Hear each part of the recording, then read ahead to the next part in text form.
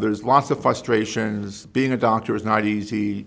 Let's just get that out there. And I am a physician. I was in the trenches, so I can say those sorts of things. And then I go into, on the other hand, there are real problems, and doctors just saying, I'm the doctor, leave me alone, who are you to question me? That is not going to fly anymore.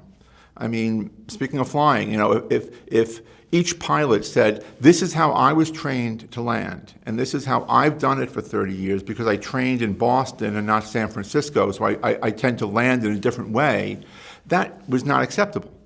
Not quite as dramatic, but the idea that a lot of the variation in care we see is not explained by sicker patients or older patients. It's very similar patients, but docs, for whatever reason, make different decisions from each other.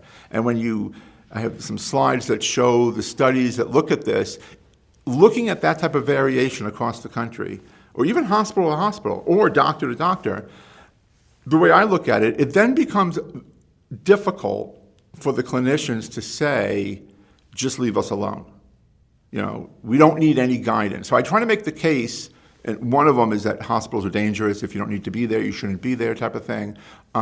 We can touch on that. But, whether it's costs or variability, the idea that these type of unexplained variations are sort of the symptom that guidelines like ours are designed to address. But it should be addressed in a clinically intelligent way, not like government tends to, like with the readmission program, set these numbers that don't necessarily correlate with good care.